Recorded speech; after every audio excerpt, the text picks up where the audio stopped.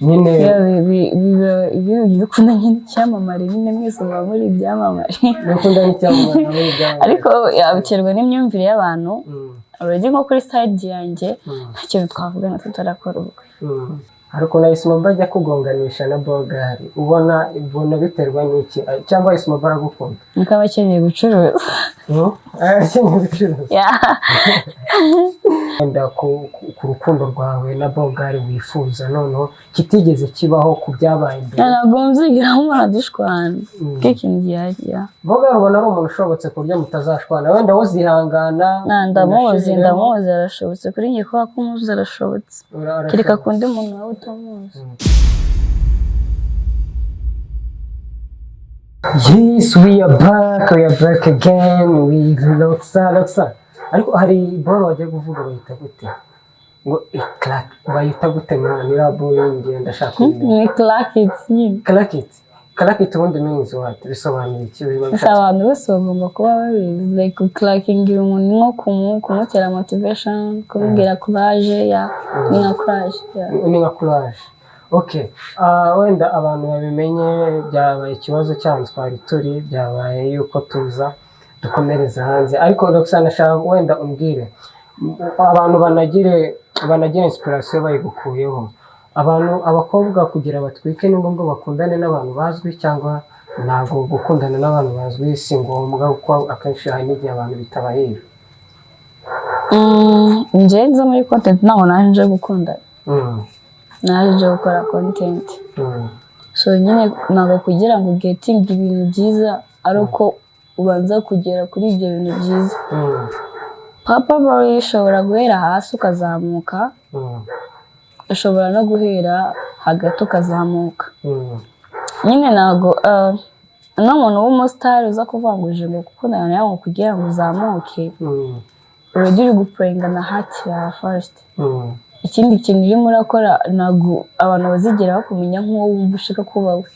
bazakumenya mu buryo we wabiyeretse so rero ntabwo numva ko umuntu ashobora kureka ibyo akora cyangwa se ibiki akumva ko agiye kuza muri entertainment kugira ngo ashimishe someone hanyuma ubona ari iki cyiza cyo kumenyekana ni ibiki bibi byo kumenyekana at this time hari ibintu nakora ariko mbere naramenyekana narabikora rero iyo wamenyekanye ntabwo ubuzi ko aribwo ubonye freedom ariko ahubwo nibwo uyibuze kumenyekana ntabwo ari sawa naratangiye hari abantu bigeze kuvuga icyagihe mutandukana mushwana na Bogari baravuga ngo Loxa ngo burango ntabwo n'ubundi nawe yakundaga abahungu ngo yikundira ngo abakobwa bagenzi be ibyo bintu ni ibintu bigeze kumva wabifashe buriya umuntu ibintu atekereza already njye niba namaze gutekereza ko nshaka kurya pizza ntabwo ushobora kunkuramo ko nshaka kurya pizza ushobora kugira ikintu gisa nka pizza ariko cyaba numva ko nshaka pizza rero umuntu wumvise icyo kintu ntabwo wakimukuramo nta nubwo wajya kumbwira ngo ntacyo nkora wahise wajya kumwisobanuriraho ahubwo wowe tuma kora ikintu gituma wabona ko ibintu yavuze cyangwa yakoze nta kintu biri no sincere hari ibyo bintu byigeze kwafekita umuntu bita Ariel Ways hari ikiganiro cyigeze gukorana avuga yuko biriya bintu byigeze kumwafekita bigera naho wumva ashaka kwiyahura ese weho ikintu cyo kumva ko abakobwa baryamana bahuje ibitsina ari ibintu nyine usanga biri kuvugwa cyane cyane ku basitari bamaze kumenyekana ubona n'iki kintu kibitera abantu baravuga first of all kandi ntabwo babikura mu bantu ikindi kintu ntabwo mufite kuburayiminga umuntu mufite kuburayiminga umuntu niba akunda abahungu that's her problem niba akunda abakobwa ntibimureba is nayo kubera ko ari ibintu abanyafurika twishyizemo ngibi no this time to new generation ifite ibintu dukora bishyashya ntabwo ufite uburenganzira bwo kuburayiminga umuntu ngo yakoze iki mureka agikore arabizi agiye kugikora ari kibi at that time nabona kimubereye ikibazo akeka hari n'abantu bavuka bameze gutyo subazi bavukana iyo myumvire nuko bameze gutyo so ntabwo ari we wiremye njyewe numva nta kintu njyewe biba bintwaye pe niyo mbabonye like sometimes baba n'inshuti zanjye bitewe n'ukuntu bameze ari abana beza bameze gutega nta kintu biba bintwaye ariko kuba bakeka ko abasitari bose ngo ari bakora ibyo bintu ni ukubera ko nta mukobwa w'umusitari ushobora gushyira urukundo rwe kuri social media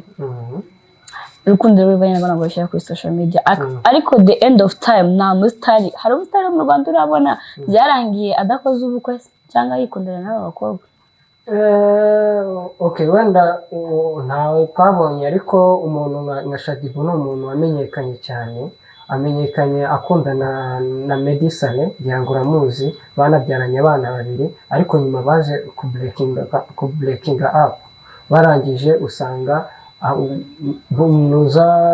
Shadibu asigaranye abana ariko ntabwo akibana na Nuza na Meddy Saleh nta bukwe bwabo tugeze tubona ese nk'ibyo bintu ubona ari ibiki bituma abantu bamenyekana badashobora kuba babana ngo nyine bikunda nyine icyamamare nyine mwese muba muri ibyamamare ariko biterwa n'imyumvire y'abantu urugero nko kuri side yanjye nta kintu twavugana tutarakora ubukwe hanyuma we no Bogare bigaragara ko yewe Bogare yababaye aravuga ati njyewe Boxer ngo nuko ntigeze ndyamana nawe ngo ntabwo nigeze ngo ngusabanga ibintu ngo burango nacyo ikintu cyambabaje bira bintu Bogare bivuga babifata bite wenda diffuse kuko azi ni umuntu twabanye igihe kinini mbere yuko dukundana ni umuntu tuziranye kuruta uko social media mwe mubibona mwatubonye turi kumwe ntabwo muzi ngo mbere habagaho iki azi uko neye okay like rero azi yiboneye babivuze kubera bizi nta kintu byantwaye because nyine nta kintu ndabivugaho nta n'ikintu ngiye bintwaye kuba byo nyine yarameshoninze muri iyo level undi muntu uri outside ashobora kuvuga uti se niba uriya barerwanaga bakaba baranakundanaga ari content akaba yaramugenda ndo kujya kumubwira ibyo bintu yabitushobora gutuma undi muntu uri hanze respecting hanyuma wowe na Bogare hari igikorwa cy'urukundo cyaba cyarigeze cyuba hagati yanyu mukundana mwarakundanye hari igikorwa cy'urukundo nta rukundo rundi ruhari rurenze urwo ku magambo gusa mwarakundanye twarakundanye no muri feelings kandi turanakundana murakundana iwanyu baramuzi iwabo bigeze bakumenya barakumenya hanyuma ubona ari iki kintu cyatumye irasaga iba hagati yanyu ukutumva like ukutumva neza dushaka yawe hari buriya Bogare hari ikintu ajya yicuza byibura umuntu wese aricuza wenda turi kugana ku musozo abantu banabishyiraho umucyo ni iki kintu wifuza kwereka abanyarwanda cyangwa kubwira abanyarwanda kuri relationship yawe na Bogare babonaga biri negative bitandukanye nuko batubonye inshuro nyinshi like kuri kamera twatandukanye and I was like numvaga iyi relationship ngewe nubwo nayishakaga ku giti cyanjye ngewe itangiye numvaga itaza kuri social media ariko kubera inshuti n'abavandimwe dufite badusabye ko tubishyira kuri social media ariko niba nabyemeye means ko ntabwo bateze okay whatever he do ibizaba byose nzabyakira ko nzabibamo ko zungu nyine ndavuze ko niba mbigiyemo rero ntabwo sinzi ukuntu biri bugenda ariko ntabwo muzigera mubona kuri kamera cyangwa se ahandi hantu njye na Bogare ngo we black up ntabwo bizongera kugaruka ukundi hanyuma abantu bigeze kuvuga ngo usanga bari gufashwa na Dumba ngo buriya Dumba ngo yanamuguriye telefone ibyo bintu byaravuzwe cyane amakuru agenda ajya hanze hari umubano ufitanye na Dumba ku bantu bigeze he's my uncle and then ntacyo navugaho ku bintu byinshi cause he's my uncle ibindi bintu mukenera kumenya nawe muzamubaza ni iki kintu noneho wenda ku rukundo rwawe na Bogare wifuza noneho kitigeze kibaho ku byabaye imbere ntabwo muzigera mubona dushwana k'ikintu gihajya Bogare ubona ari umuntu ushobotse ku buryo mutazashwana wenda uzihangana ndamuzi arashobotse kuri njye kubera ko umuzi arashobotse kereka ku undi muntu nawe utamuzi ibintu Emirene yaba yarabaye muri kiganiro mwakoranye na Emirene byageze aho atangira kubaconganisha n'umuntu bita Ismobi na Sheri we bigera naho Sheri wa Ismobi atangira nawe kukuwataka ni iki kintu byibura Ismobi ubona cyatumye atandukana na sheri we ntabwo nyizi noneho dagayo batandukanye gusa ikeneye nabo kuganira bakiyunga. Urifuza ko bakwiyunga cyangwa yagomba kwiyunga? nta kintu cyakubabaje ku bintu Aismabe sheri wa Aismabe yaba yarakuvuzeho? That's fine. Nta kintu bintwaye. Ariko na Aismabe ajya kugonganisha na Bogari ubona biterwa n'iki cyangwa Aismabe aragukunda? Nuko aba akeneye gucuruza. Akeneye gucuruza. Ariko ikintu nagusaba wenda ku kiganiro cyiza tugiranye n'abantu babimenye yuko iwe na Bogari ibintu byabaye byari iby'ukuri ntabwo byari ugutwika. Yego byari iby'ukuri ntabwo byari ugutwika. Ibihe byabaye saga zabaye byari ukuri. Saga za break up we na Aismabe zari ukuri. nako I mean na Bogari zari ukuri. Ubu ngubu utwizere neza ko relationship yanyu noneho ibaye clean. Ni ikintu cyagutumye wumva ushaka ko ubyiyura mwiyo? Zakibabwira kuri channel yanjye. Uzakibabwira kuri channel yawe. Abantu babyitegure nka ryari? Muzayibona mubagaraga ibintu byanjye bijya bitinda. Ntabwo bijya bitinda. Hari inshuti zawe twabonye cyane cyane Musinga n'umuntu mubanye gute weho na Musinga? Turi inshuti koze ni inshuti ya Bogari.